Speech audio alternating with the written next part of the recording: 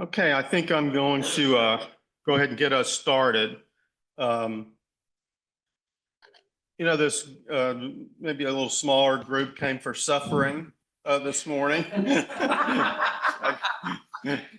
But we're really happy to have you here. And I'm going to introduce, I'm really not going to introduce, but encourage you as always to check your programs for the full introduction.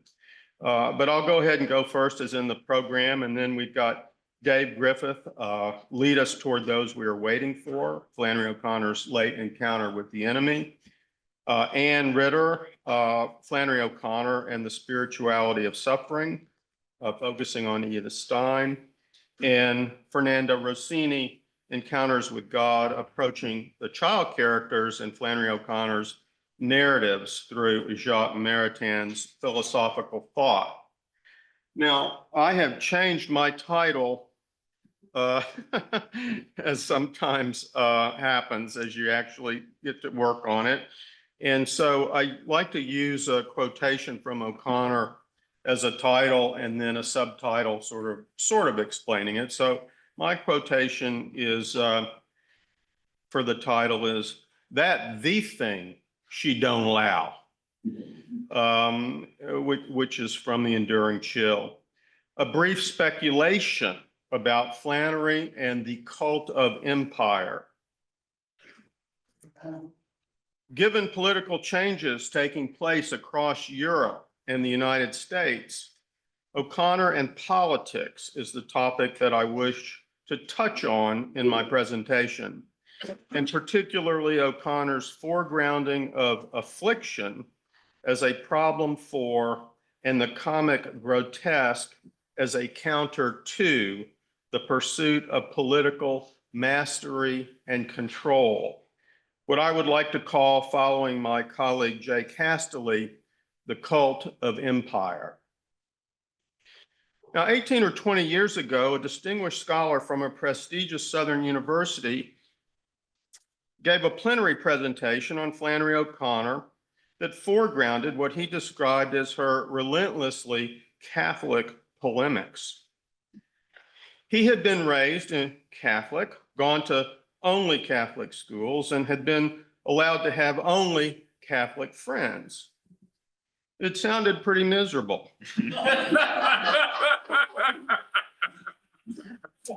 And I quickly but quietly diagnosed his condition as anti-angel aggression. Don't check the DSM, it's not in there. But I did sympathize with him and appreciated anew my very different childhood situation, growing up as one of the few Catholics in our part of Houston, which is, after all, in Texas. When I asked the scholar about the humor in O'Connor's stories, he looked at me like a man who did not suffer fools, especially gladly. "What's funny about it?" he asked, in the same foreboding tone used by Joe Pesci in Goodfellas when he poses the question to Ray Liotta. "You think I'm funny? What's funny about it?" Now, I've given this encounter a lot of thought over the years, so that while I am still challenged by the effort to explain how hilariously funny O'Connor is, I feel confident in asserting IYKYK. If you know, you know. And the genius of O'Connor, at least one reason we are here at Fordham, London in 2025, is that she finds ways to undermine socio-political mastery and the cult of empire. Not with a Catholic triumphalism, not with what Kierkegaard calls Christendom, or what H. Richard Niebuhr describes as Christ with culture, as opposed to Christ against culture or Christ above culture, but rather with humor, transforming the Gothic from supernaturally scary to grotesquely funny, speaking not truth to power exactly, but rather we might say speaking hilarity to empire. Growing up in Savannah, Flannery too was immersed in Catholicism, living with her Catholic parents as an only child, next door to her wealthy Catholic aunt, Katie Sims, who would eventually throw wise blood into the Catholic fireplace, going to school and to mass on a square that included 3 Catholic schools and what is now the Cathedral Basilica of St. John the Baptist, the mother church of the Roman Catholic Diocese of Savannah. As her precocious and willful daughter grew older, Regina Klein O'Connor chose Mary Flannery's friends for her and made the park in the center of Lafayette Square off limits. That sandy lot, then treeless, now beautified with full-grown live oaks, was a place where boys played games with sticks and balls. Now, as the father of 4 boys and the grandfather of 3 grandsons, I just want to say, I completely concur with Regina.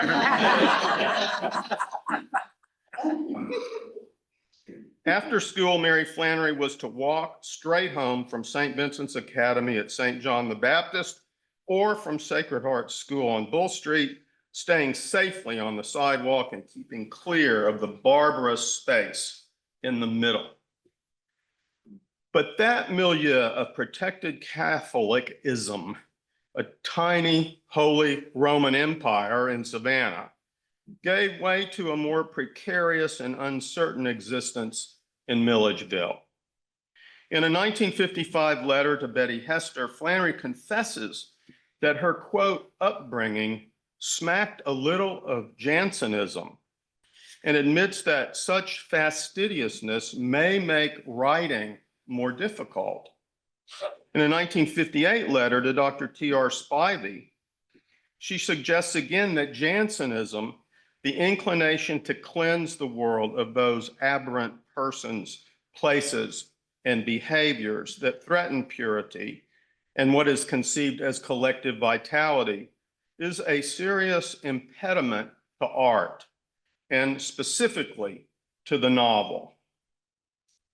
Yet, in a 1957 letter, again writing to Hester, Flannery describes her childhood encounters with an orphanage, St. Mary's Home in Savannah, as, quote, the ultimate horror, miserable occasions for me.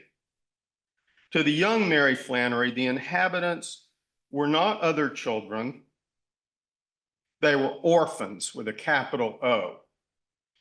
So what changed about the protected, overscripted child who was traumatized by the affliction she witnessed in the orphanage? How did that sheltered little girl, the one who felt smothered by her guardian angel, become the provocatively comic Flannery O'Connor, whom we are still talking about and learning from in 2025?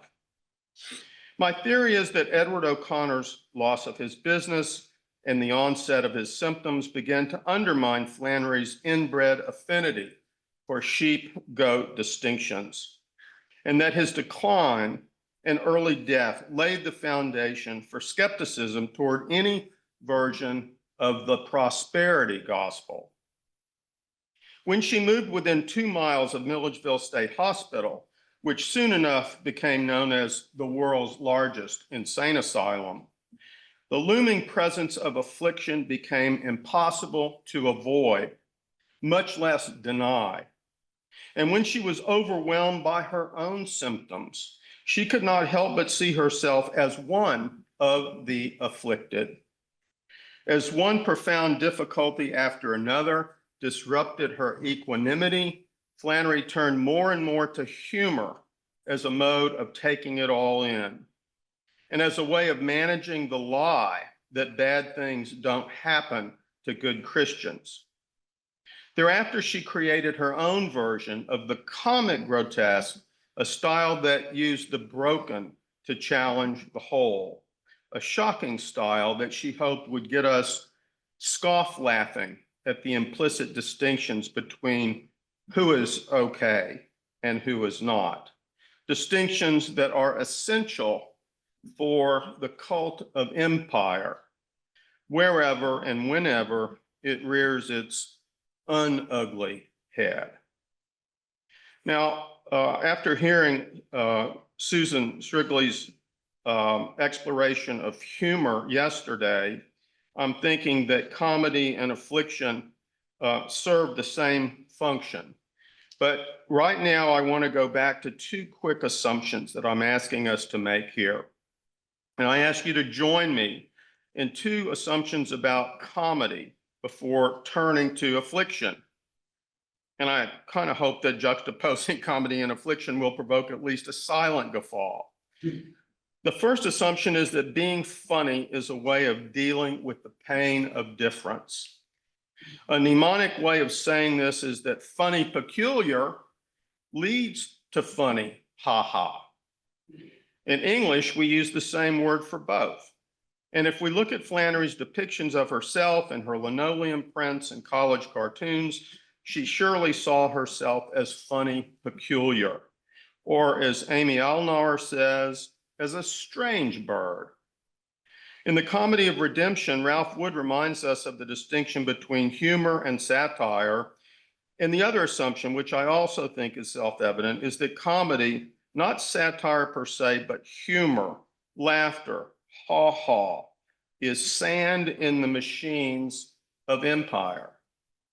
It is not a surprise that you can read all 900 pages of Project 2025 and never crack a smile. Now, how is affliction also a challenge to the cult of empire? What is the motivation behind the current year's titular project, and perhaps any projects that promise to make America or life anywhere great or great again?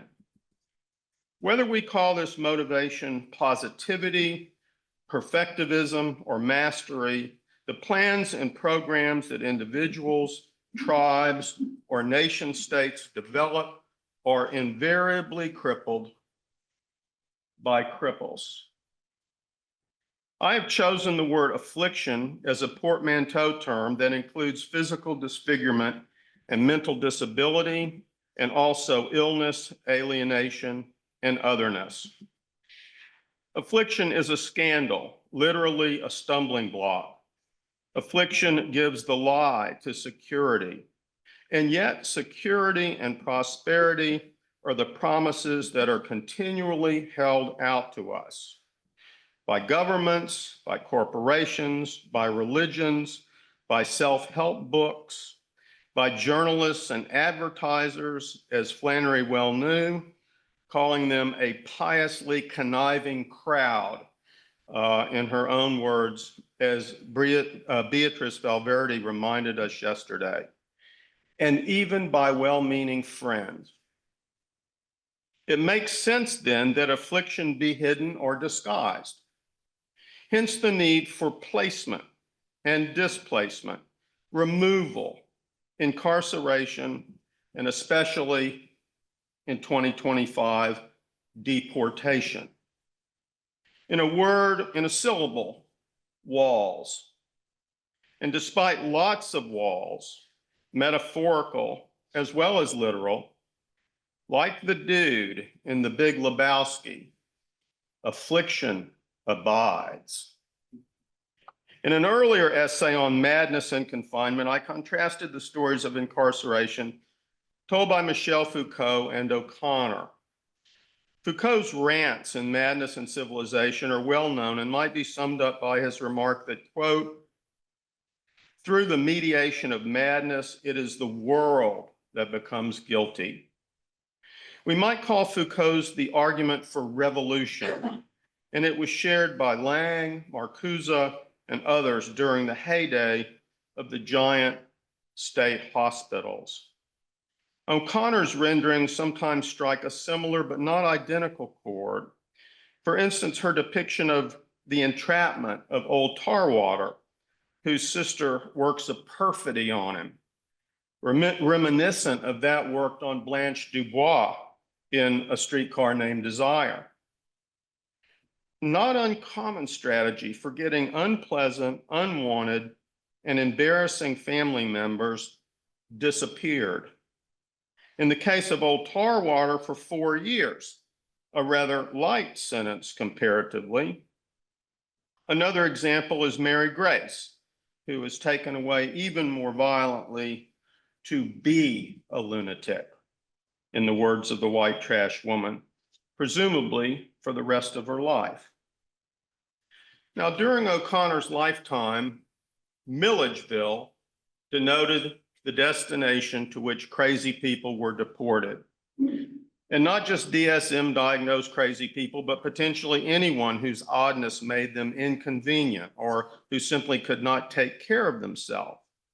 A strange, disabled bird, Flannery must have been constantly aware of the precarity of her situation. When I visited Central State Hospital, the name was changed in the 60s for PR reasons. In the early 90s, I talked to a longtime employee about the way it had been back in the day. Oh, he offered at one point, as if it were a known fact, as my mother used to say, Mary Flannery would have been out here if a mama hadn't had money. That may seem an outrageous speculation, but I think it's consistent with the ambitious scale of state insane asylums during O'Connor's life. In that same letter about her horrific trips to the orphanage in Savannah, she writes that, quote, I have been at least an imaginary orphan, capital I, capital O. And that was probably my first view of hell. An examination of one of Flannery's unpublished letters reveals that what we might call her comic rebellion, as opposed to Foucault's hyper-serious call for revolution against the power embodied in massive Milledgeville. For our specific purposes this morning, the institution is standing for walls in general.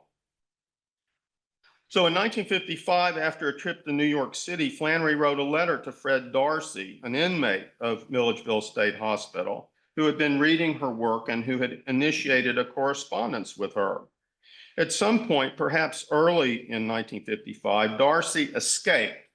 Eloped was the word written on the envelope that was returned to Flannery via post. Darcy somehow made it to New York City and soon renewed his correspondence with O'Connor. According to Sally Fitzgerald, Flannery met with Darcy in person, and they chatted on a bench outside the New York Public Library on Fifth Avenue, a gesture manifesting her sympathies and her charity, a mitzvah, if you will. Upon her return to Andalusia, she replied to a letter he had sent along with a little book, which we knew what that little book was. Flannery's reply is dated 6 June 1955. Dear Fred, I think I am about as ferocious as you are. He had apparently remarked on her placidity, which she explained as chronic fatigue related to the lupus.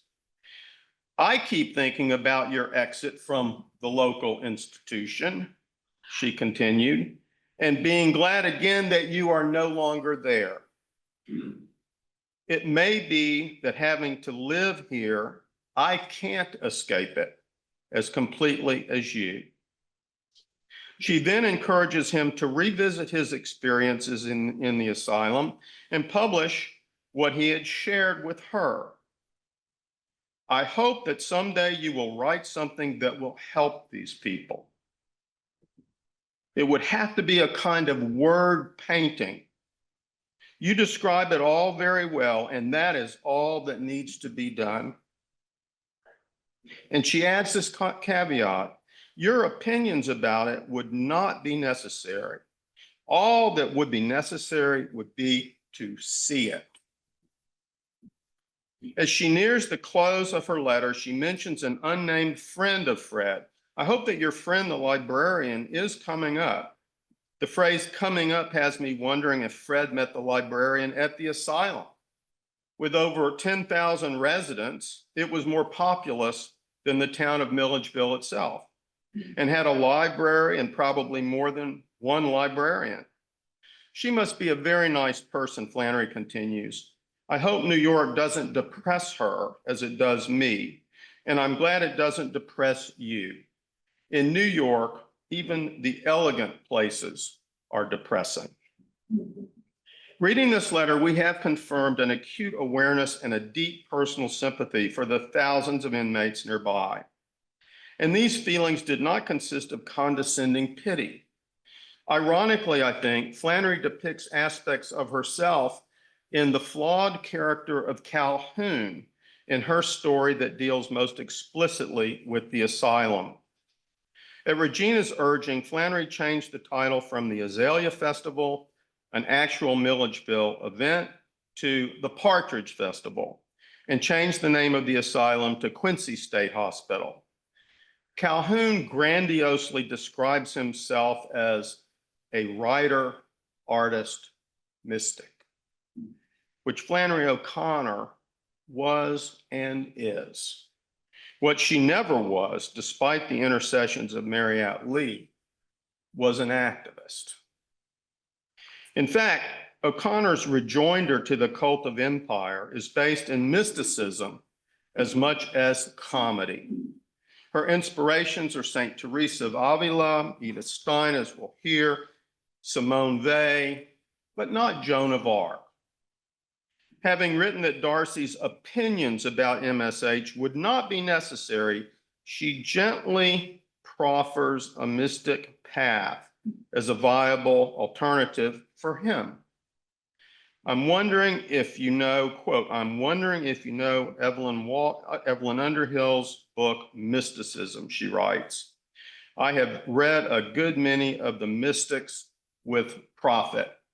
In the last session, I learned she had read at least 7 Carmelite mystics in at least 2,000 pages. So a very modest claim there, but a little nudge toward a man who had some troubles.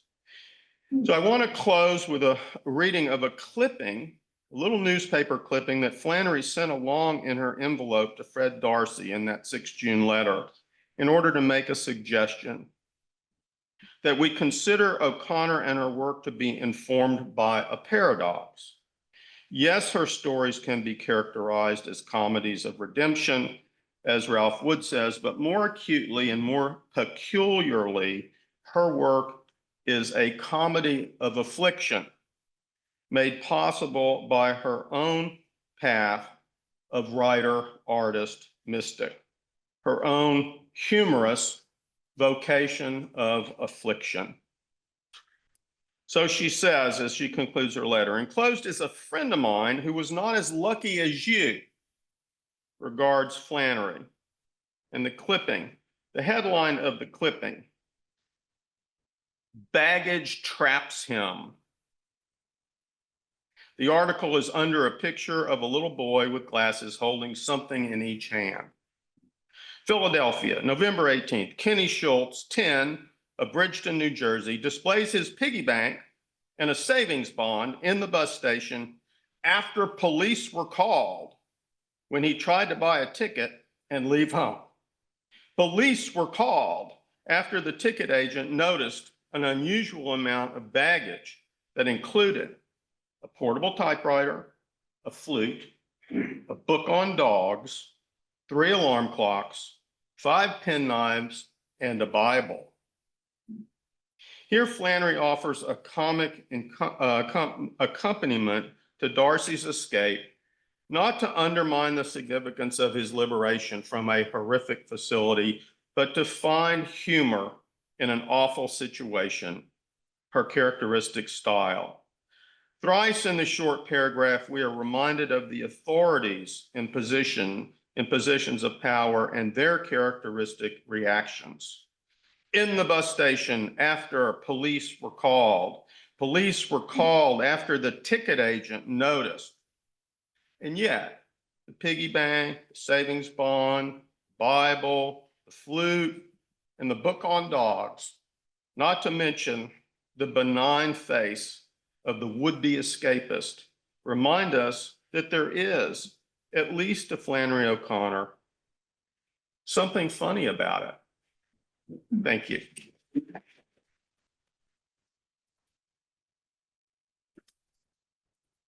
Now Dave Griffin.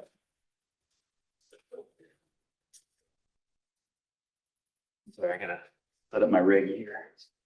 Swing that around. There we go. There's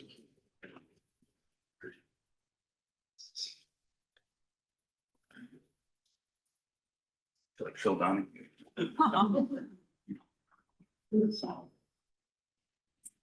has been feeding back all conference, I feel like, hasn't it? No offense, but that's sensitive to these. Okay, good morning. Is it morning still? Afternoon? Yeah, it's morning still. I'm so messed up with jet lag. I don't even know what's going on. Thank you so much. Thank you so much to Fordham and the Hank Center, Loyola and Angela. I mean, everyone who's been involved with this is really tremendous. And I'm so delighted to be here. I'm gonna speak this morning about O'Connor and two other of her interlocutors, Dorothy Day, founder of the Catholic Worker Movement, along with Peter Marin, and also a bit as well, the Jesuit Pierre Teilhard de Chardin. Two figures who were quite controversial and continue to be, depending on who you ask. De Chardin being declared at the very least heterodox in his philosophy, if not heretical. Dorothy Day, in the letters that, at least the ones that I'm aware of, O'Connor, speaks quite pejoratively, although with some admiration, quite pejoratively about Day. And yet, what I'm going to talk about this morning is the ways in which these two figures were deeply influential to her in ways that I think run counter to maybe a kind of orthodoxy that gets received out into the world, right? I think there's a kind of Flannery O'Connor fan that loves to revel in her criticism of Dorothy Day, that loves nothing more than catching the heterodox and heretical nature of de Chardin's work. And fair, teach their own. But I think that at the end of the day, and this is where I'm getting at with Late Encounter with the Enemy, not the story, but it's just a nice way of thinking about, I think, the last 10 years of her life, especially toward the very, very end, that she was encountering her own suffering in a way that brought her back to Day and de Chardin in, I think, important ways. I want to start with this prayer to Saint Raphael, which came to O'Connor in the form of a prayer card. Oh, look, it's not working. Hold on. Go ahead. There we go. There we go. I want to start with this prayer to Saint Raphael, which came to her as a prayer card, as a gift from the Catholic Worker when she began a subscription to the magazine, or excuse me, to the newspaper, I should say. And this is a prayer that she claims to, in her letters, have prayed devotedly over the course of the last 10 years, 11 years of her life. In fact, in some of the very last letters that she writes, she, in fact, in one, hand copies this prayer into it and shares with a friend. O Raphael, lead us toward those we are waiting for, those who are waiting for us. Raphael, angel of happy meeting, lead us by the hand toward those we are looking for. May all our movements be guided by your light and transfigured with your joy. Angel, guided by us, lay the request we now address to you at the feet of him on whose unveiled face you are privileged to gaze. Lonely and tired, crushed by the separations and sorrows of life, we feel the need of calling you and of pleading for the protection of your wings so that we may not be strangers in the province of joy, all ignorant of the concerns of our country. Remember the weak, you who are strong, you whose home lies beyond the region of thunder, in a land that is always peaceful, always serene and bright with the resplendent glory of God. And we know that she cribbed from this for the displaced person, the last story that she wrote for A Good Man Is Hard to Find, and that she found in this prayer not only something really useful for the story itself, but also for in her own personal life. So just to to recount how she came to subscribe to the Catholic Worker. In May 1953 letter, O'Connor recounts a pleasant and likely flirtatious lunch meeting with Eric Lanker, the New York-based Fordham-educated textbook salesman who was much interested in Dorothy Day, though he wondered, quote, why she fed endless lines of endless bums for whom there was no hope.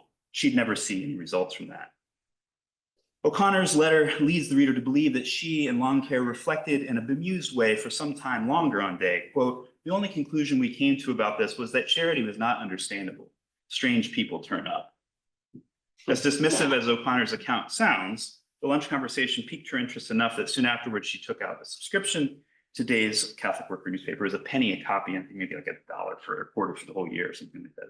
And it's still a penny a copy. And by the way, I gave a somewhat short version of this talk at the Mary House in New York in the fall to a similar sized crowd, but in a very different environment. If you've ever been in the Mary House there in New York, it's an old like theater where they put together newspapers. It's quite interesting. This might seem a small, shallow conversation meant to impress her gentleman caller, and perhaps it was at first, but the impact of this decision proved to be much greater than has previously been acknowledged. I will argue in this paper that over the final decade of O'Connor's life, her exposure to the newspaper, especially Day's monthly On Pilgrimage column, and frequent articles reporting on incidents of racial violence and violence towards the poor and working class, would not only fuel the theological profundity of one of her most ambitious stories, The Displaced Person, but it would also come to infiltrate and deeply inform her understanding of her own suffering. Finally, I will suggest the ways that O'Connor's profound change in perspective can be used as a case study. And this is something I probably won't get to, but it's interesting for the work I do as a teacher in the field of narrative medicine. Those who are interested in considering how a close reading of literature can shape the empathetic response of caregivers. In fact, I know I'm not going to get to that part, given the limited time we have, but I'd be happy to talk afterwards about that. In her personal life, we have a record of her struggles with lupus via her letters, as well as photographs recording her physical condition. We also have a sense of how the pain and suffering caused by lupus informed her reading interests. For example, Jesuit paleontologist and theologian Teilhard de Chardin, this concept of passive diminishment, both internal, something that was inside of you from birth, perhaps, like lupus, as well as external, those things that would befall you by some chance, right? Being born into a country where, well, we're just talking about Project 2025 and walls and deportation, external. But we do not necessarily know how her personal suffering and her pursuit via theologians and other writers informed the way she understood the problem of suffering more broadly. In terms of how suffering is treated in her fiction, the two stories that are most useful, at least to me, are her most topical, as she called them, stories. They are stories that end in disillusioning violence, a violence that reveals those qualities least dispensable, those qualities that he was, and this is from a talk that she gave at Hollins. She was reading A Good Man It's Hard to Find, and before she gives the reading at Hollins, she gives away the ending. I don't know if you read this, right? But she gives away the ending and says, I want to talk a little bit about what's going to happen in this story. And she says that violence reveals those qualities least dispensable, those qualities that he, on the verge of eternity, will take with him. And they are stories in which the violence is precipitated by an encounter with the other. Despite O'Connor's radical ambivalence toward the race problem, and despite claims most recently by scholar Jessica Wilson that O'Connor was somehow ignorant to racial violence in the South, at least the ways that cross burnings could be in some ways connected to violence against Black folks, we know that she wasn't. O'Connor was certainly aware that Blacks and white allies were being violently victimized. And we know that she was actively attempting to square her own conservative politics with her more relatively progressive theological views. And we know this primarily because of her admiration for Desjardins and qualifyingly toward Dorothy Day. O'Connor was in a position due to her own personal suffering and the violence of lupus, the violence that lupus was doing to her, to reflect on what was being revealed about her. See Robert Coles has this wonderful essay from 1970 about O'Connor's reticence for examining the way she was coping, examining the sort of scorn that she has for extreme self-consciousness and of the, quote, awareness movement. She didn't want to be thinking about those things, and she had a lot of scorn for that, according to Coles. Nevertheless, she still searched. She still searched for ways of understanding her suffering. She was realizing, I believe, and I would hazard to guess that her suffering was common, human, but also uncommon, and that she began to see that it was no different from her own. The suffering of others was no different from her own. The extreme suffering, let's say, of those displaced persons that were coming over to the United States was no different from her own suffering. These two things are the same. As a Catholic, she believed that she was a member of the mystical body of Christ, which I'll speak on more in just a second.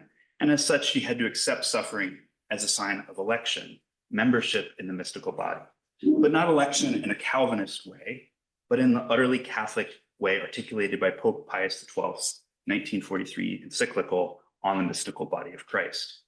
Quote, "The doctrine of the mystical body of Christ, which is the church," this is in Colossians, "was first taught us by the Redeemer himself, illustrating as it does the great and inestimable privilege of our intimate union with so exalted a head.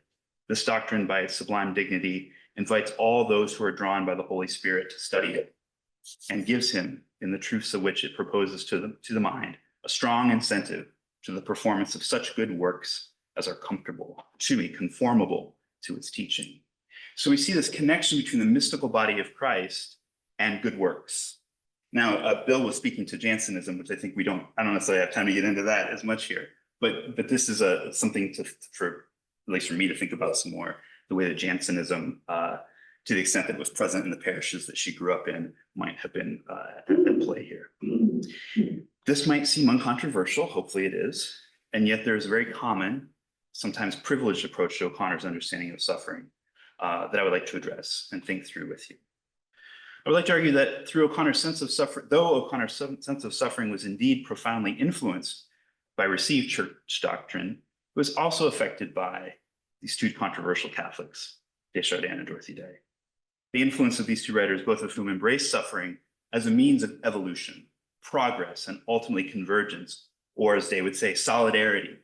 I would like to posit that far too many readers of O'Connor, and at least a sort of fandom, the O'Connor that we see in that sort of Cheshire Cat, T-shirts, right, with the glasses, right, that kind of O'Connor, image of O'Connor, that there's a sort of many readers of that sort presume an absolutely orthodox posture of how her understanding of suffering and its relationship to her Catholic faith informed her craft as an artist. In other words, a kind of one-to-one ratio between church teaching and her art. And in fact, I think Maritain really gets at, undermining that very, very much. You don't have to be a good person in order to be a good artist. Maritain talks about, and everyone's like, what? How is this possible? According to Robert Coles, that 1970 essay, she was a radical conservative, interested in biblical Christianity rather than compliant pietism, which led her to writers whose vision was more prophetic than pious. So see Teilhard and Dorothy Day. Ralph Woods seems to agree. In his 1976 essay, The Heterodoxy of Flannery O'Connor's Book Reviews, he provides a close study of the numerous book reviews that she wrote for the Georgia Bulletin, the biweekly newspaper of the Catholic Laymen's Association of Georgia. In the last 10 years of her life, she reviewed over 100 books, novels, history, theology, and each review, according to Woods, is a mere 250 words. Despite these space limitations, she strikes, quote, straight to the core of the work before her, quote, unfailingly direct and honest, attacking what is shallow and unworthy, while praising what is meritorious and profound. It's an interesting essay whose purpose is to, quote, reveal that O'Connor's thought is, quote, undeniably heterodox. He continues, I do not use this word heterodox tamely to mean nothing more than unorthodox, nor pejoratively to indicate heresy, but positively to imply a certain critical distance from the central Catholic tradition of Thomistic humanism. As I shall demonstrate, and this is, again, Wood going on, O'Connor had an abiding sympathy for this venerable tradition, but she seems finally to have regarded the modern secular world as spiritually too moribund a place ever to be resuscitated by an infusion of well-tempered Catholic humanism. Something more radical was required, a darker reading of human misery, a more startling revelation of transcendent hope. And this Wood continues, hence I shall argue that these essays are undergirded by the same heterodoxy of mind, these reviews he means, which is at work, a religious vision so stark and original that her critics have yet to do it justice. Again, that's 1976. I was 1 year. So I don't know if Rockwood has revisited that 1976. I haven't found anything about that. And if you know, please bring that into the conversation afterwards. But I would love to know. While O'Connor reviewed books across many genres, including notably works by Marillac, Maritain, her friend Caroline Gordon's novel, The Malefactors, loosely based on Dorothy Day and her circle, the essay is perhaps most useful for Wood's careful chronicling of the admiring but complex relationship O'Connor had for the work of Jesuit paleontologist and theologian Teilhard de Chardin. Much less explored, which is to say almost not at all, is O'Connor's relationship to Dorothy Day, who had an admiring but complex relationship. I start with de Chardin, though, in order to illustrate something foundational to O'Connor that is often ignored or erased, and that is that in her short lifetime, and especially in the last decade of her life, she worked to answer the question of why must I suffer? So reading de Chardin specifically for this concept of passive diminishments, trying to understand why must I suffer, right? She sought answers both through art and theology. And a result of this searching, she wrote a number of stories that asked readers to confront essential questions animating Christian discipleship. Who do you say that I am? Who is my brother? Questions that would, over the course of the 20th century and into the 21st, become the heart of what we now know as Catholic social teaching. I'm not setting about here to claim that O'Connor was actually more liberal or progressive than the image projected in her letters would have us believe, but instead that through her physical suffering and resulting isolation, she came to understand that at the center of Christian life is the resurrection, and the resurrection gives rise to the church, and the church is visible and alive in the world as the mystical body of Christ. This doctrine of the mystical body provided a way for O'Connor to connect her own suffering and isolation to that of people and situations that were previously not, as she says, understandable.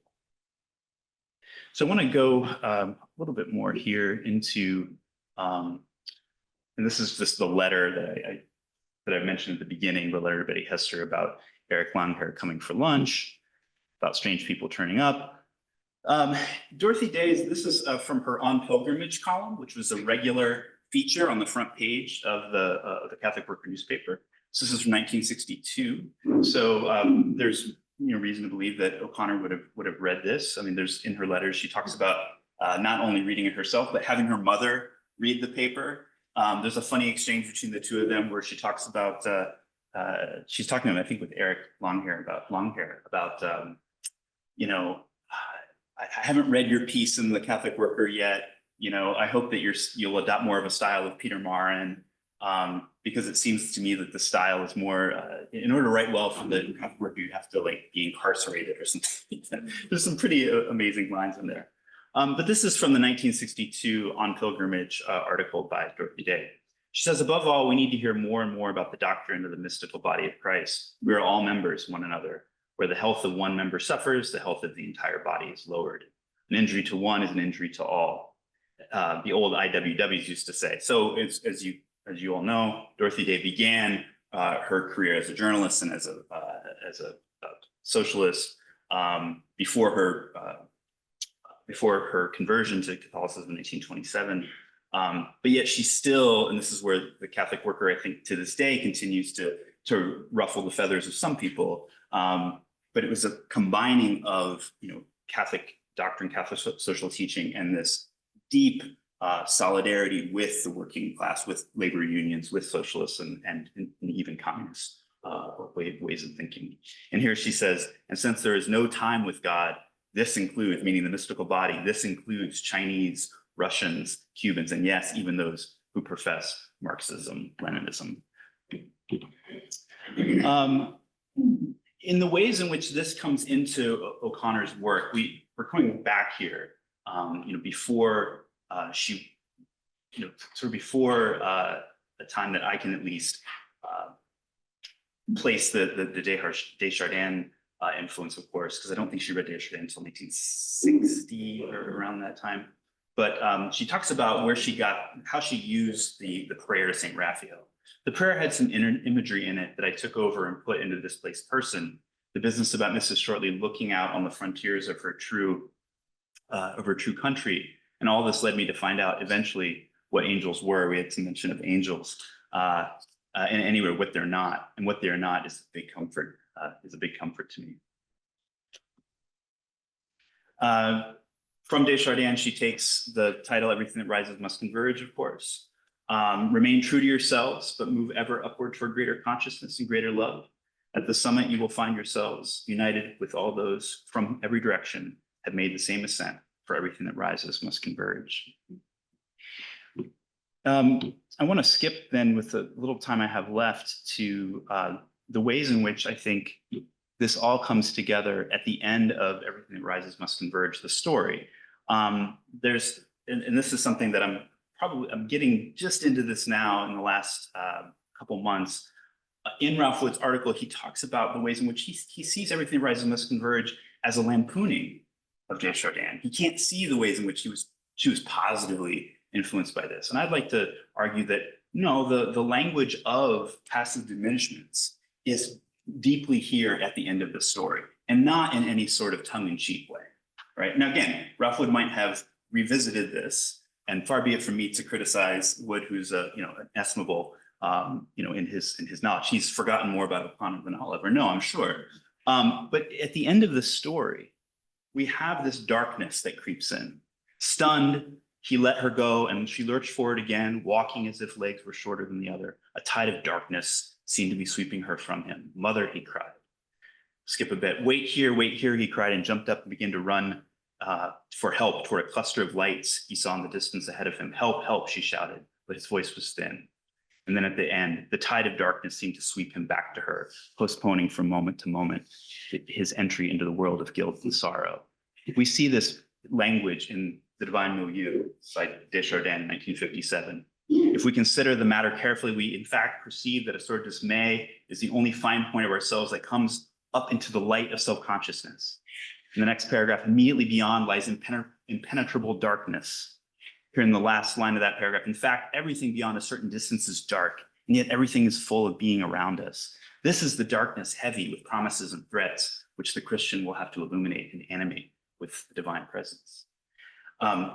My argument would be that Dorothy Day and Desjardins provide her with some language and with some operative metaphors to approach this very thorny, intense issue. How can I continue to be of the place that I'm from, right? Abide by the customs of the people who have raised me, or I'm getting that quote all wrong, but you know what I'm saying? While still understanding that she must, in her own suffering, be in solidarity with those who are very difficult to understand. Thank you so much. Thank you, David.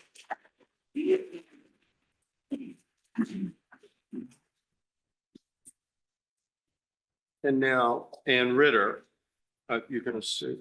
I'm gonna sit. Okay, okay. I've never driven a stick shift successfully. And having the keyboard and my script here sort of make me feel like that. So, yeah, let's see how this turns out. Where is the keyboard? I'm going to Okay. bring it over to Okay, you. thank you.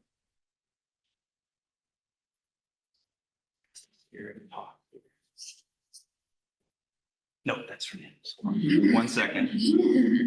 Let's see here. One moment. Thank you. Tech guys on strike. It's all the Dorothy Day talk. There we go. Yep. And then, That's it. okay. Yep. All righty. So, Can I move the mic close to you so we can? oh boy, now here's one more thing to do.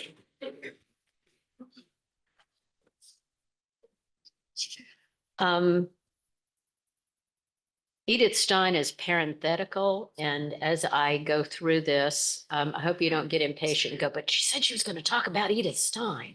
I am going to get to her, and I feel like as I prepared for today, I have only started scratching the surface of the connections between Flannery O'Connor and Edith Stein.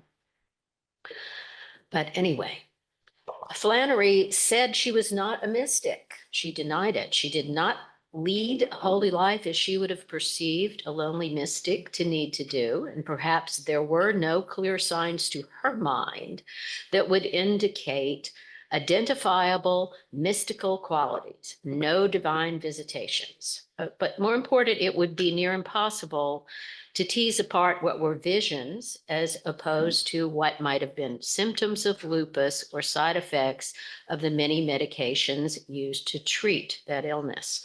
And this lack of validation no doubt disappointed her greatly. Although O'Connor may have missed the realization, her writing, her entire body of work somehow is the full measure of her mysticism in bloom.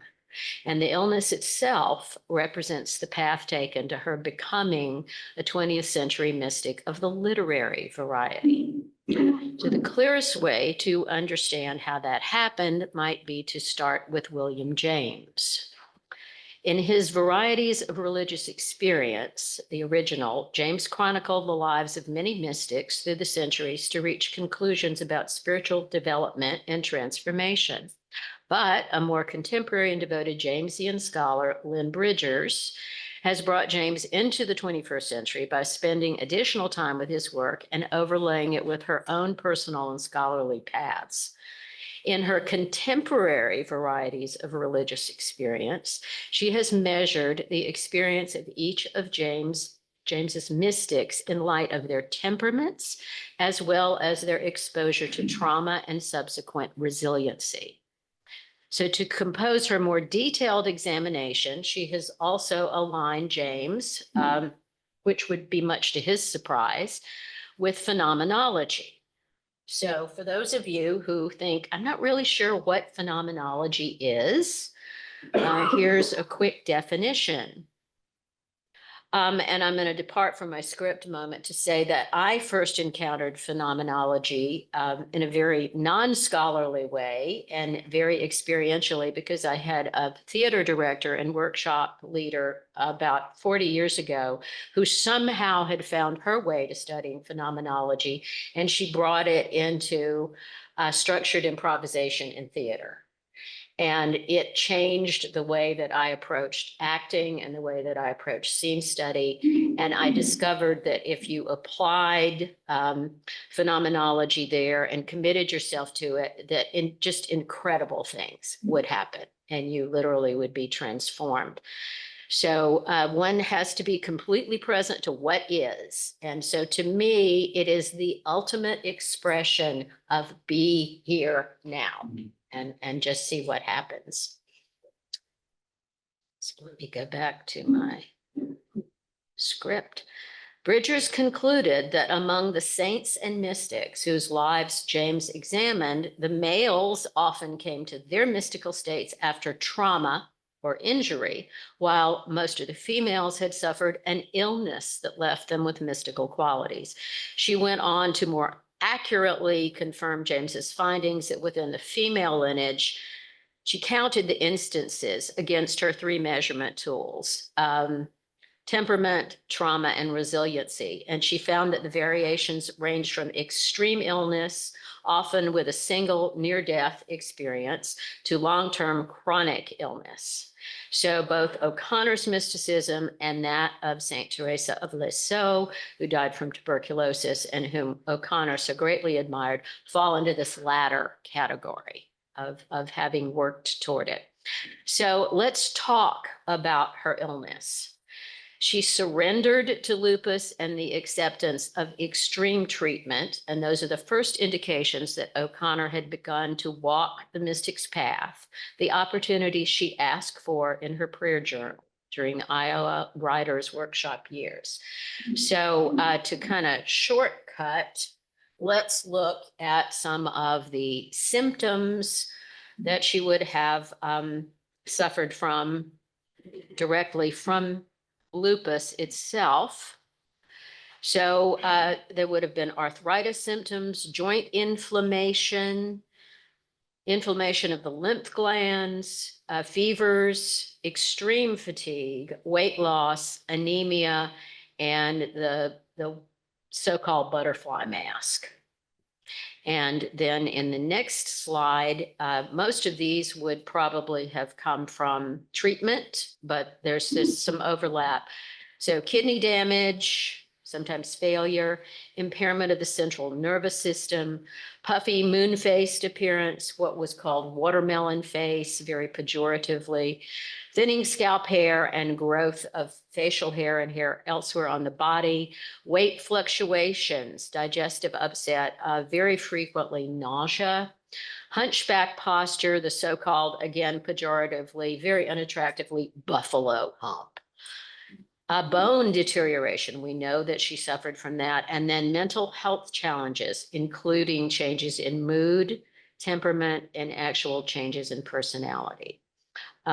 When she writes to Betty Hester in 1955, she's talking about suffering from insomnia and just going through periods of not sleeping and feeling as if she was for a time living her life as well as Hazel Moats. So we should not be surprised at the plot of Wise Blood or Hazel's behavior and his personality, given that. So she did not write a memoir of her illness and suffering, but she did discuss it quite frequently in her correspondence. She stoically accepted her physical condition and the various treatments as merely necessary to the continuation of her writing life.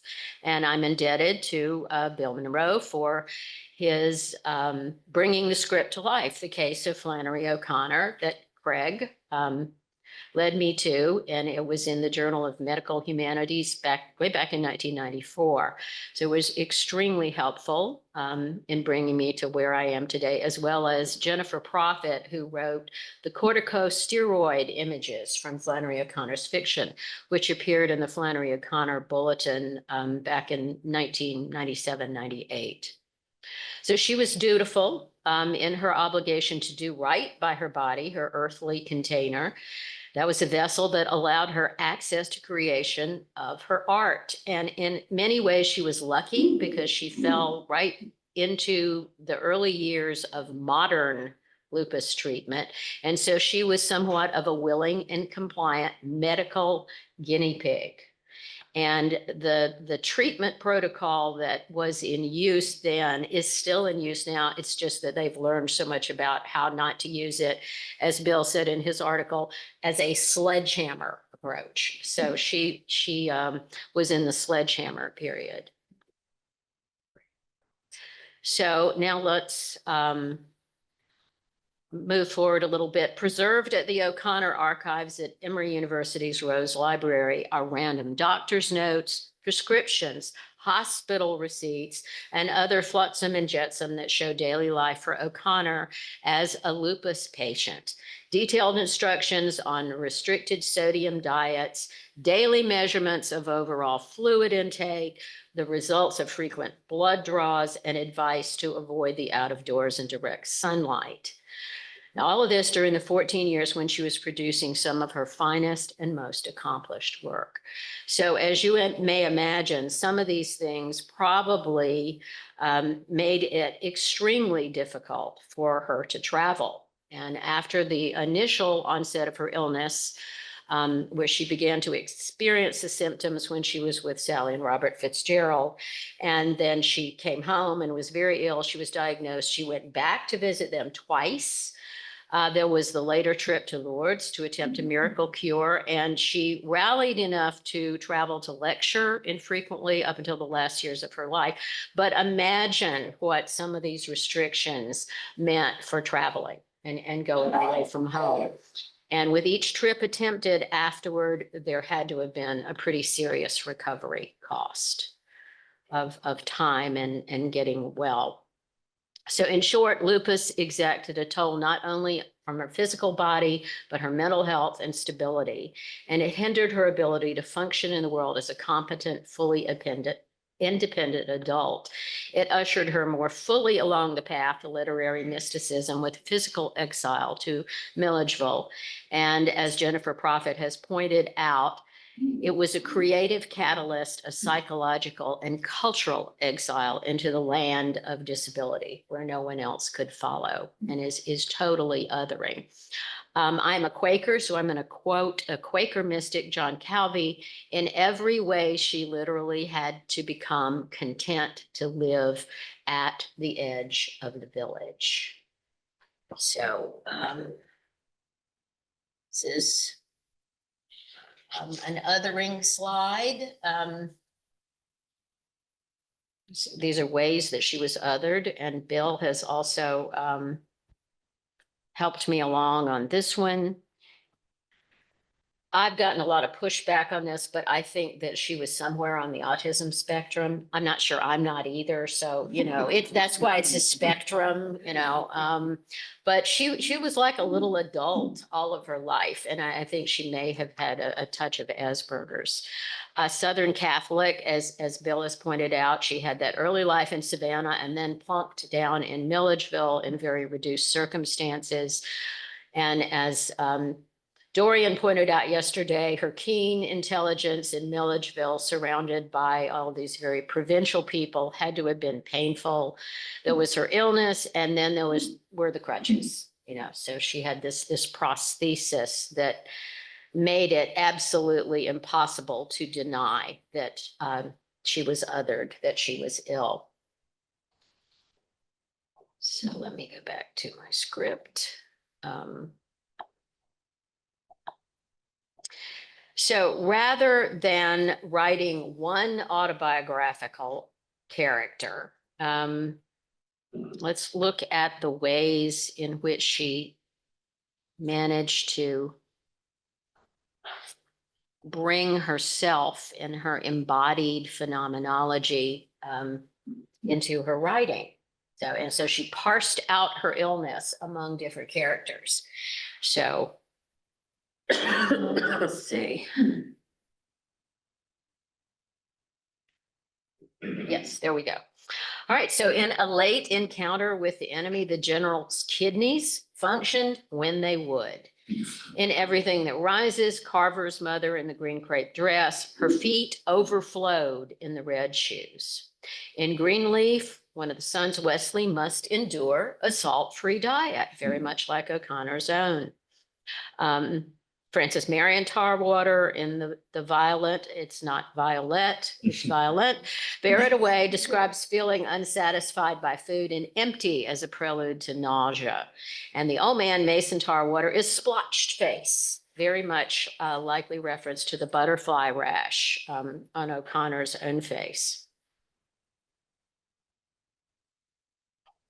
So as her illness progressed, she created multiple characters that she referred to as hunchback or buffalo humped with Cushing syndrome, and many characters who were either tight-skinned, onion-skinned, round swollen faces, watermelon faces, and hunched shoulders. So that is distributed out.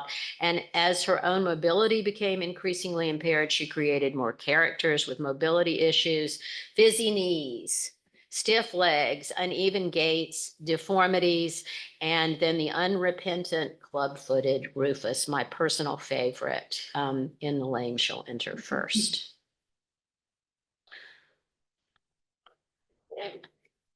So we still have not gotten to Edith Stein, but let's do that now.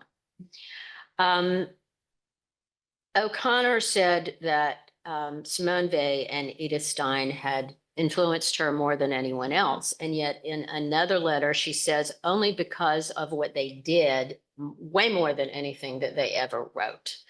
And she did not get to read a lot of Edith Stein because it hadn't been translated yet, but she did manage to get a few things. In the early years of her professional life, Edith Stein was one of the more, if not the most gifted student of phenomenologist Edmund Husserl.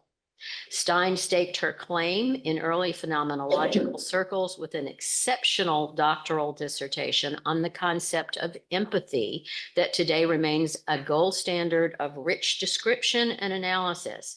And as the importance of empathy has moved higher in the collective consciousness, Stein's initial writings have been re-examined closely, and her star has risen, as it were, in the last few years. Yet Stein herself quickly moved beyond empathy, seldom using the word in her writing afterward. She wove experiential dimensions of empathy and related concepts into wider studies on the unfolding of personal development and personhood in the context of othering, social relations, and community, all of which would have interested Flannery. By the time of her later theological writing, Stein's early intuitions on empathy, alterity, and personhood had come to full development. Her relation to otherness and the unfolding of the person are conceived as inseparable from the experience of a loving God by the end of her life.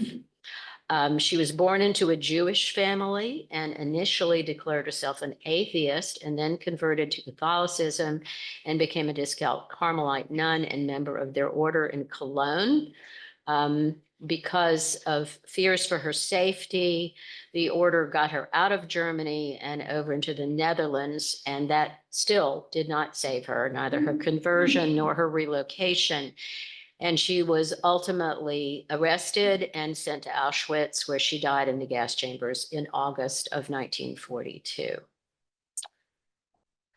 O'Connor was likely drawn to Stein because of her reputation for courage and deep faith in the face of chaos and suffering, for her keen intelligence and the way she applied it devotionally to service, stillness, and continuous prayer. And no doubt she found in Stein's life, particularly at its end, to be very, very aspirational to what she had to face herself. I feel like I'm running out of time here. Bishop Barron, in Word on Fire, as well as in one of his books, finds Stein particularly worthy of praise, and he describes her in the language of Aristotle and Aquinas as, from her early life, a person of rather impressive natural virtue. And a recent biographer, Diane Traflett, wants to note that Stein wanted to carry divine life into the world. This was her desire and responsibility as a woman of great faith and love. So the concept of moral responsibility, I think, carried over in O'Connor's reading of Stein. So actually, I said that Flannery became a slantwise phenomenologist, but it is not actively through reading Edith Stein. I think that it's rather from Henry James. And just like William James, Henry's older brother, would have been surprised to hear that he was a phenomenologist, I think that Henry likewise would have been surprised. But in 1951, O'Connor wrote to Ben Griffiths that she'd read James, thinking that this may affect my writing for the better without my knowing how. A touching faith, and I have others. A little of her wry humor there. And then in 1955, even though Caroline Gordon was a devotee of James and got Flannery really interested in him, most of the conversations and the correspondence is not with Caroline Gordon, it's with Betty Hester, when she was encouraging Betty Hester to study James for his structure, not his style, when Hester was trying to work on her own writing. So there's some really lovely conversations. And she says, I've read almost all of Henry James from a sense of capital H high, capital D duty. And because when I read James, I feel like something is happening to me in slow motion, but happening nonetheless. So again, just like me in the theater, I think she was experiencing James phenomenologically. She didn't know that's what she was doing, but she was. And here is yet another conversation that she has with Betty Hester. I continue to think that art doesn't require rectitude of the appetite, but this is not to say that it does not have, fiction anyway, a moral basis. I identify with James' felt life and not with any particular moral system. And I believe the fiction writer's moral sense must coincide, be in balance with his dramatic sense. And that is one of the things that she admired in Henry James. And then she goes on to talk about a writer that she doesn't think has it in balance. So Henry was William's younger brother, and William was a professor at Harvard. And one of his students was George Herbert Mead. And then George Herbert Mead went on to the University of Chicago. And one of his students was in turn Charles Morris. And Charles Morris was the doctoral dissertation advisor to Eugene, I believe I'm pronouncing his name right, Gendlin. It's not Gendlin, it's Gendlin. And he has become famous for felt sense. So here is Henry James talking about felt life. And so I think it's that the thread is pretty short between how that got started in the James family, the James boys, and spread over to Gendlin. Almost done. Okay.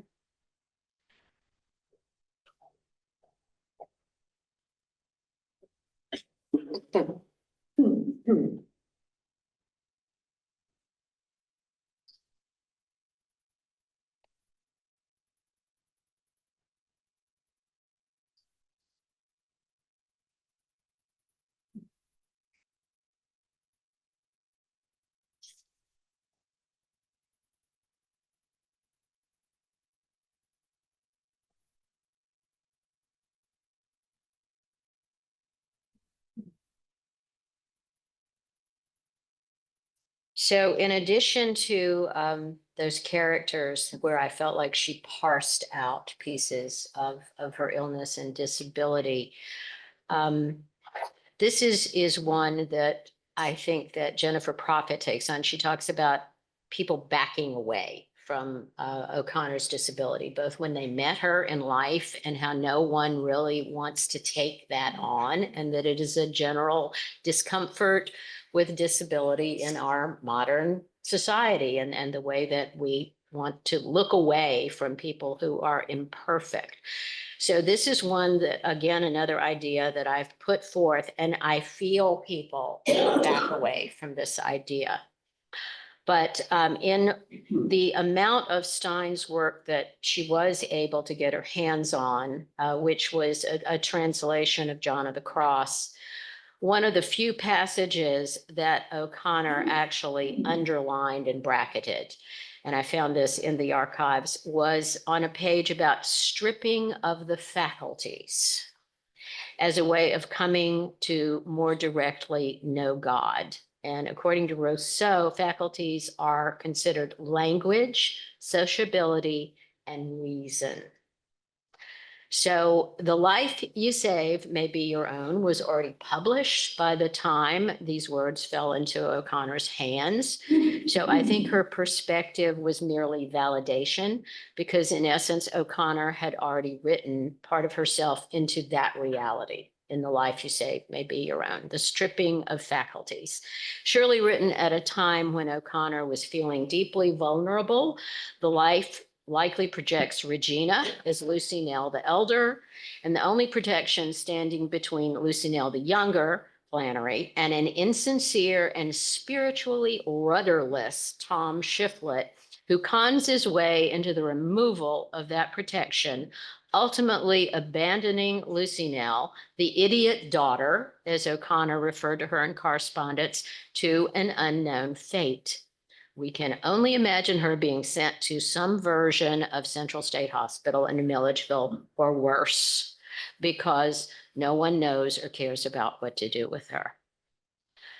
It should come as a surprise to no one, given her delight in different types of winged creatures.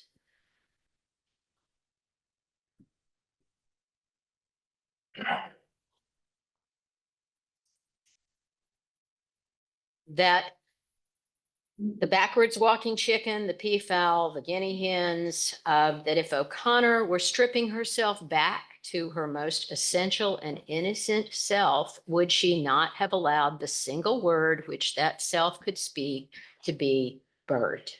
Bird, bird, bird. Okay. So I am going to close with a quote from another mystic who was a friend of Muriel Spark and who Dorian also brought up yesterday, and that is Iris Murdoch. She conceived bringing forth of art as an occasion of unselfing. And she wrote, art and morals are one, their essence is the same. The essence of both of them is love. Love is the perception of individuals. Love is the extremely difficult realization with an S that something other than oneself is real. Love, and so therefore art and morals is the discovery of reality. And I think that if O'Connor were here, she'd likely nod. I think if Edith Stein were here, she would be saying, yes, yes, that's exactly it. So that to me is how the threads all tie together. Thank you for putting up with my inability to drive a stick shift. So. Thank you all.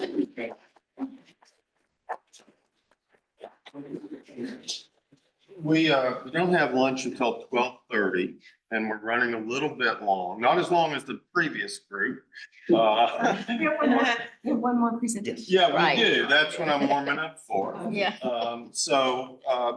Please be patient, and if we go a little bit past noon, understand. Thank you so much. So Fernanda.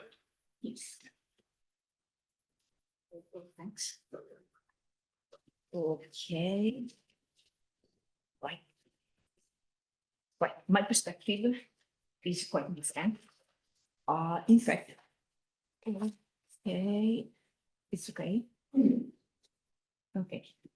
Critical studies of Flannery O'Connor's fiction generally focus on adult characters and view child characters mainly as narrative devices.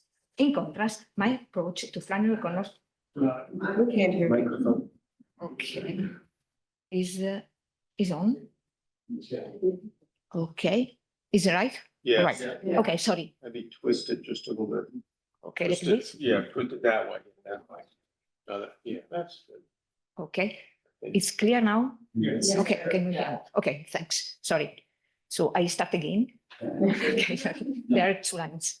Critical studies of Flannery O'Connor's fiction generally focus on her adult characters and view her child characters mainly as narrative devices. In contrast, my approach to O'Connor's child characters under the age of 12, who are consistently and significantly present throughout her writings, aims to illustrate that she intended them as autonomous presences clearly distinguishable from her adult characters. I contend that with her child characters, O'Connor narrated a Catholic vision of modern human beings drawn to acknowledge the spiritual mystery of life and to accept or dismiss it through an innate, autonomous free will decision that affects their life and death. And that, moreover, this vision echoes Jacques Maritain philosophical thought on the child crucial act that determines his or her spiritual evolution.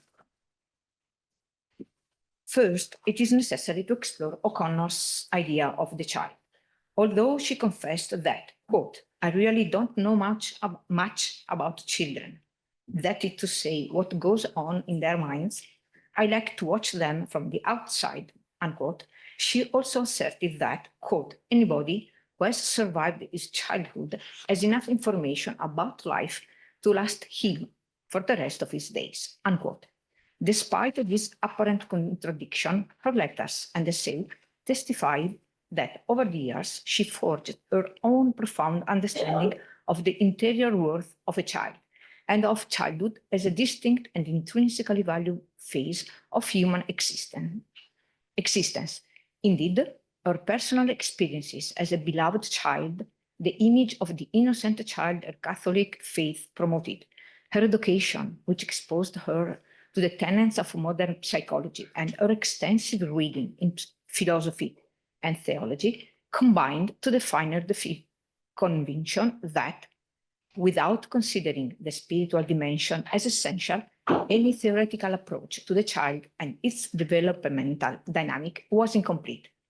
In her perspective, children are innocent individuals who are directed to, quote, meet theological truth beyond their understanding, unquote, but are instinctively able to respond to that encounter with their natural intelligence that guides them to perceive that, quote, hell is the absence of love, unquote. It is precisely this idea of active children who are able to extricate themselves from even the most challenging circumstances, who are moved by interior processes that are significantly different from those of adults, who autonomously value the adult world and spontaneously respond to it, that imbues O'Connor's narratives. To embody her idea of the child in her fiction, O'Connor did not significantly alter her aesthetic techniques, but rather adapted them. Pertinent exclusively to the depiction of the children is the precise stating of each character's age, which allowed her not only to clearly differentiate between the adult and the child characters, but also to anticipate how the latter might react. In fact, according to her, children older than 7 are more prone to use their rational capacities, while younger children tend to be more spontaneous. Equally important, O'Connor profoundly respected a child's body, which is always reverently portrayed, never grotesquely attacked or ironically deformed. All her child characters' bodies are completely and healthy, often not corresponding to the socially imposed stereotypes of physical beauty of her time, and maintain the complex significance of being the medium through which they explore the world in their personal way. In addition, when referring to children, O'Connor never deployed her original sarcastic metaphors, but constructed images that positively enrich the description of a child's personality. Finally, she connoted some of her child characters as spontaneously wiser than the adults around them by using the physical resemblance to an adult relative, always directing, however, her irony and grotesque characterization to the adult. The child characters are thus both perfectly distinguishable from her adult characters and all similarly portrayed, regardless of the narrative roles they play. More precisely, when they are protagonists, their description defines them and introduces their symbolical meaning. When they are secondary characters, their descriptive traits become complementary and in some way absolutely necessary for the objective and symbolic definition of the adult characters. O'Connor declared that in her stories, the protagonist is the character who is forced to evolve towards that personal and absolutely free gesture that is, quote, unlike any other in the story, both totally right and totally unexpected, and that somehow makes contact with the mystery, unquote. She also clarified that even children can be protagonists, and she mentioned the unpredictable, crucial gesture that Harry Bevel accomplishes by abandoning his neglectful parents, and that Nelson accomplishes by uniting with his grandfather. These claims endorse my conviction that O'Connor's, quote, crucial free gestures, unquote, echoes this child spontaneous first act of freedom of that Maritain posits as the initial moment of each child's spiritual evolution. These are the 8 child protagonists according to my studies. Maritain interpreted children's integral evolutive process as being aimed at attaining their personal freedom to fulfill the potentialities that they have been gifted by God, as he considered any child innately able to spiritually, quote, take his life in his hands, unquote, and to decide in which direction to turn it. According to Maritain, pivotal to a child's spiritual development is the first act of freedom. And this occurs in the exact moment when, a child, quote, decides to do what is good because he knows that it is the right thing to do, unquote.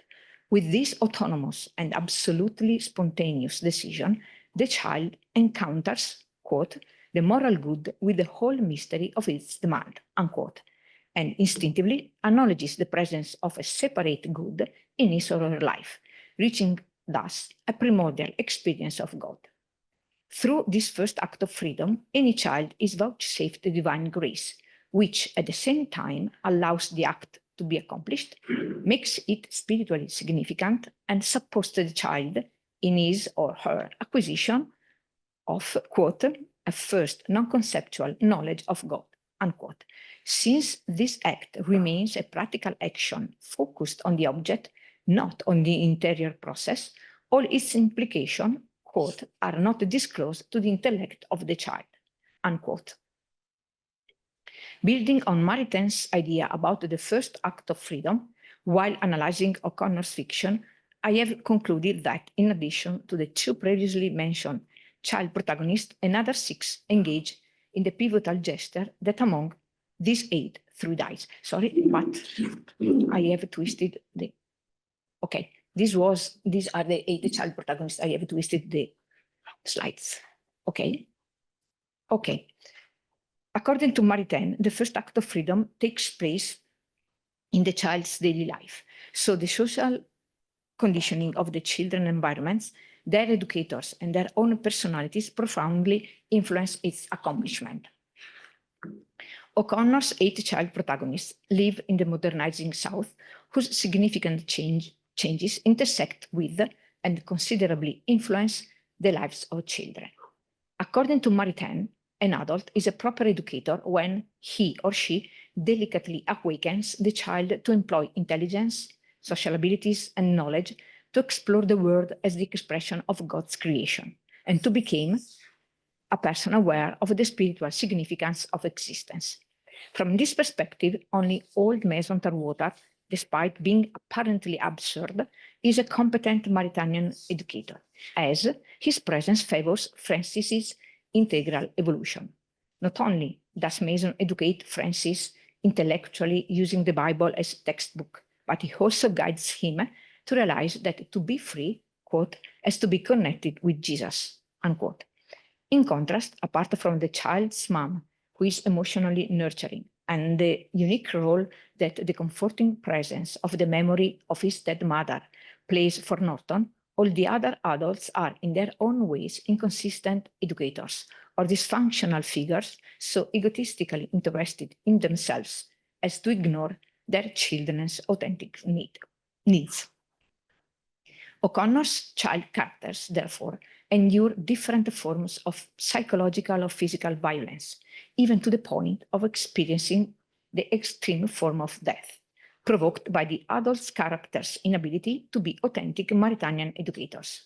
Indeed, she believed that what unites children is that they have their first experience of love or of its absence in their families, while what differentiates them is how, by means of their natural intelligence, they react personally to the adult influence, quote, the deterministic crust in Maritain's words.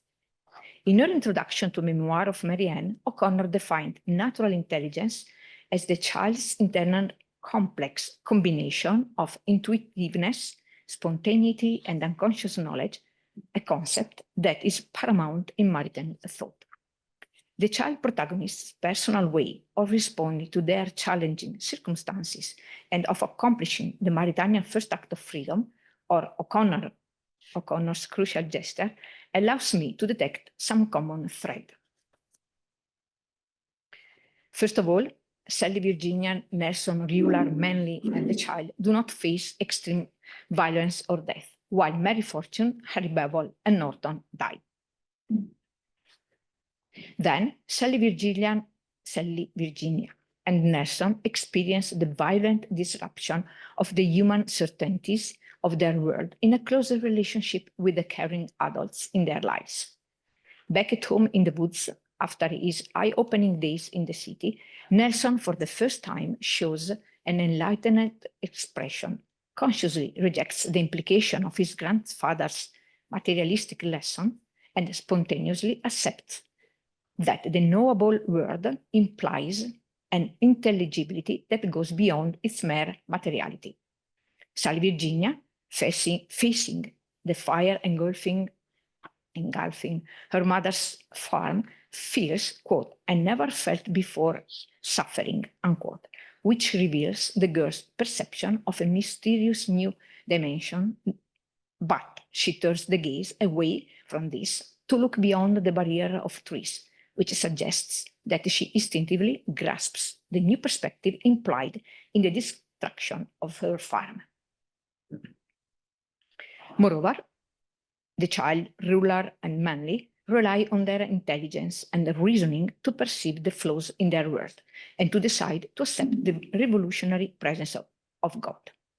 It is by associating the intersex person with the spiritual value of the Eucharist that the child solves the riddle of the intersex person, which is a paradox, and willingly accepts the concreteness of her physical peculiarities as the expression of the good that God has given her. Manly's and Ruler's final transformation from predators into prey represents the complete revolution that has taken place inside them and epitomizes their spiritual change, or in Maritain's term, their germinal non-conceptual knowledge of life as a mystery in relationship with God. Finally, in O'Connor's fiction, not only Mary Fortune, Harry Bevel, and Norton die, but also the three Wesley siblings and Bishop. As devout Catholics, Maritain and O'Connor share the belief that death is the moment of a personal rebirth in God, if life has been lived in preparation for it. While Maritain did not specifically write about the death of a child, O'Connor's, in her introduction to Memoir of Marianne, clarified that Marianne, a girl who died because of facial cancer, had been a rich girl because she had been taught what to do with her death and had willingly lived in preparation for it, thus transforming the natural event into her moment of redemption. From this perspective, by exerting the Maritain first act, Harry Bevel, Norton, and Mary Fortune transform their lives into the preparation for their death as a redemptive moment. In contrast, the absence of the crucial gesture makes the killing of the three Wesley siblings a mere narrative strategy complementary to the spiritual development of their grandmother, and Bishop's drowning the indispensable catalyst that directs the action of the novel's protagonists.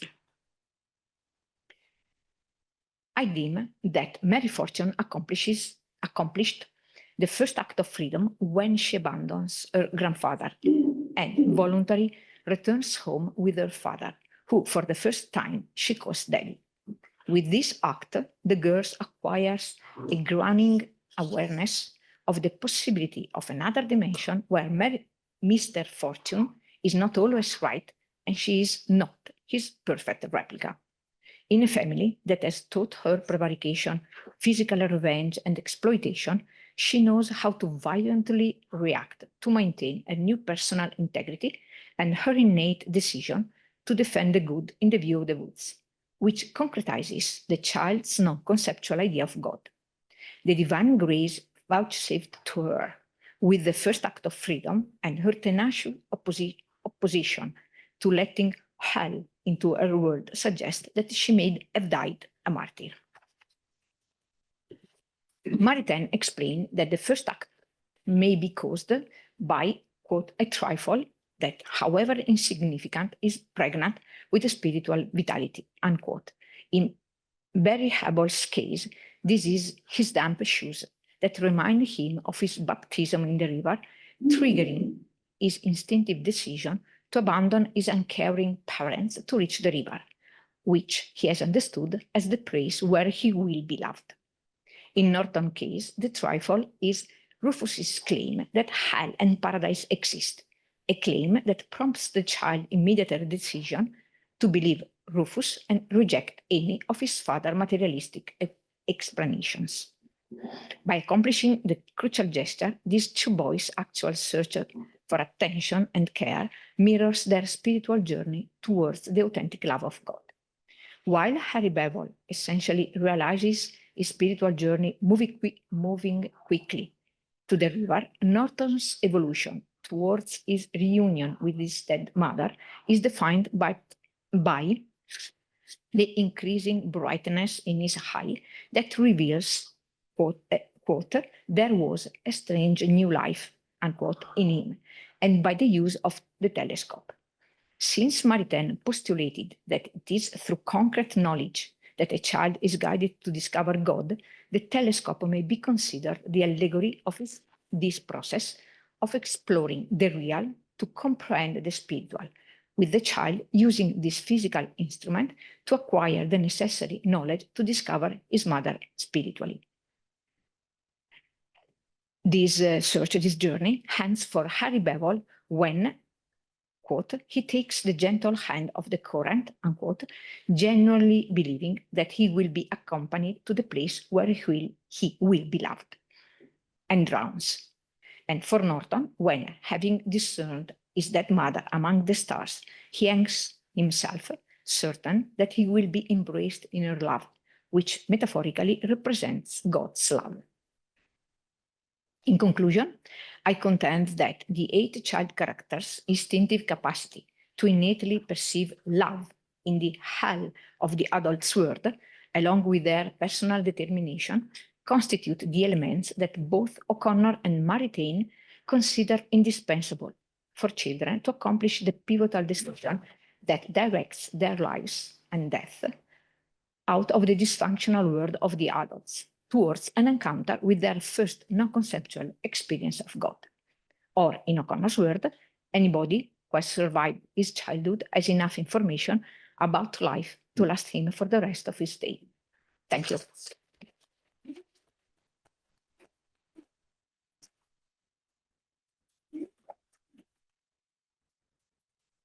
Thank you.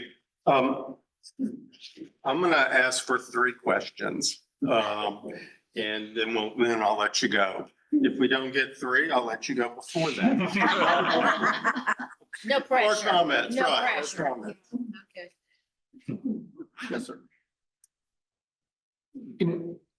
Speaking of Teilhard de Chardin, I mean, I know, especially in that period, he's mostly associated with the left because he's such a radical thinker. But when you look at his reflections on violence, which is of course important to O'Connor, his nostalgia for his time in World War I at the front, his bizarrely enthusiastic hand to the atom bomb. There are ways in which his attraction to violence makes him most resonant with more sort of fascist thinkers, right? Like interwar, Ernst Jünger, and others. And I wonder if you think, dropping the sort of normal left-wing connotations, if there's some sort of resonance, not simply in looking at suffering, but in looking at violence on the darker side between de Chardin and O'Connor. Yeah, no, that's something that needs to be explored for sure. I mean, I don't know that Day and de Chardin would have a lot in common. So that is definitely something that needs to be, explored more. What I've read of O'Connor's interest, and admiration for de Chardin is that she, for lack of a better term, was moved by the poetry of and the lyricism of how he was writing about passive diminishment, right? I think the ways in which he gets taken to task, to put it mildly, is that he's accused of not, accounting for evil in any way. But he does address those things, albeit in weird, like footnote or not, like endnotes, like the epilogue, like all the way at the end of Phenomenology of Man. He's like in an appendix says, look, by the way, I'm not like saying that there's not evil in the world.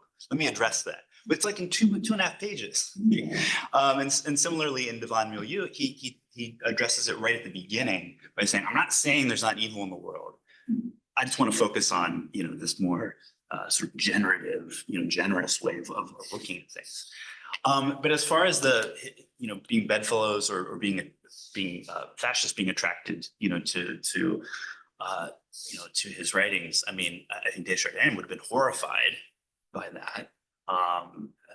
seems that his personality, from what I can tell, especially if one reads the introduction to Divine Milieu by one of his confederates, another Jesuit, you know, he was a deeply sensitive man who would probably rather die than fascists taking up his way of thinking and somehow using it in order to, you know, argue for like the beauty of, you know, the will to power or something like that. So I don't know if that doesn't completely get at, you know, I think that the oddness, but these are all odd bedfellows. And I think anyone who, and I think my point in general is to try to say, anyone who wants to, like, there have been commentators who have said, who gleefully say O'Connor was not a Desjardins fan, and she completely, you know, at the end, toward the end, said, no, I'm not going to read him anymore. He's dangerous and all these sorts of things. It was still in there. It was still deeply there inside of her. You know, she had to, out of duty, I think, say, oh, it's on the index, or it's about to be on the index, so I'm going to disavow it. But it was still very much in there in her work, and that's why I'm saying that I think Wood's reading of the end of Everything Rise Must Converge is wrong in my view, although he might have revisited that more recently than 1976. So, All right, very good. Yes, please. Thank you for all of your presentations. Just kind of tracing the threads here, we have O'Connor's mysticism, we have like earthly suffering, and then we have the problem of social justice. You brought up politics, which I thought was very interesting with O'Connor. And Project 2025, which seems to be kind of like this desire to, the problem of politics as I see it is the desire to make a utopia, right? We're always going to run into this with politics, whether it's the desire to make a utopia in our own image, as kind of critics of 2025 would say, or at the other end of the extreme, the critics of the other side would be to just kind of be nice in a way that O'Connor herself was highly critical of. So I suppose my question would be, O'Connor is a mystic, O'Connor dealing with being in the world but not of the world, as a Catholic is called to be, as a Christian is called to be. What do you think O'Connor would have to say about utopia, as it were? Is she a mystic? Is she not a mystic in that kind of social setting? I think it's just a very interesting question that you all have brought up. Well, let me respond to that if I may. I actually think that what Bruce Gentry was talking about last night is a kind of really difficult passage in O'Connor, and that is about tenderness leading to the gas chambers is a little bit of a clue, or it can be a clue. The way I read it is that utopianism, whether we call it on the left or the right, or whether we call it social justice warriors, right? It comes from a hope, a sentimentality, a sentimental hope, and a denial of affliction, right? And so it does lead to the elimination of otherness, of decadence, of disability, of difference. And it really doesn't matter from what the angle is. It's an intolerance. It's a form of intolerance. And that's my view of it, you know, and that's, I mean, I'm picking on Project 2025, a high red colored car, in my opinion. But I, you know, I think that O'Connor, you're right, would have gone after the social justice warriors in again, a humorous way. What's funny about it, y'all? You know? Okay, sorry, you got me going. Let's have at least one more. Yes, please. I had a question actually about Gordon Zig and Mary O'Connor. Because one thing I've always found really interesting about the two of them is that they both were really big advocates against secularism, and they're both very clear about that. And that was kind of the sort of, I don't know, traditional American writing. And at the day, a lot of her writing is really pushing back against her work and sort of like secularism. what was the last part, sorry? Sorry, Jay was, you know, really pushing back against her own work. So the stunt was up, so it's also sort of.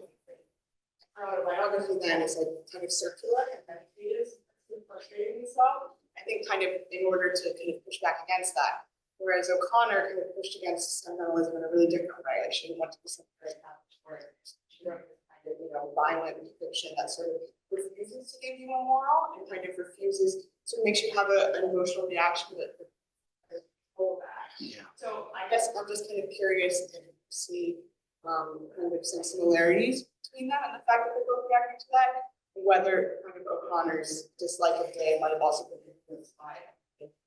Yeah, almost like a generic or like formal disagreement of how we form sentiment. Yeah, that's a great question. I would say that where they maybe meet is Simone Weil. Someone mentioned Iliad and Poem of Force yesterday. And I think that idea that the person, both the person who has acted upon violence and the person meeting out the violence turns to stone or becomes an object, that loop, that the two become locked in. I think Day knew that. O'Connor was starting to understand that, especially as her health deteriorated and especially as she started to, I think, see, and this is just me speculating.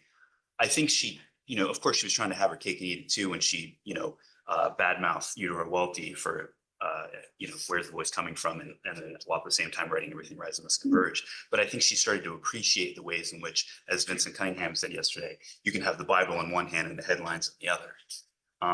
You have an opportunity, you should take advantage of it. And I think Day and O'Connor, in their own ways, were seeing the window of opportunity. I don't want to say it's just a matter of a difference of style. Sentimentality is important. I always have had a problem with this gas chamber quote of hers. I think it gets mangled in ways and abused in some ways sometimes. I'm not saying that you're doing that, Bill, or anyone else is doing that, but I think this idea of sentimentality is, well, no, we can't treat suffering in a sentimental way, right? Suffering is suffering. It's deprivation, right? It's a violence toward and the denial of the basic human rights of a person. And I don't think that O'Connor and Day would disagree on that. What you do, though, in response to that, Day was very different than O'Connor, because Day showed up at Koinonia and got shot at, and O'Connor, well, she wasn't going to go up there anyway, even if she was well. All right, we'll end on that one. Thank you all for coming.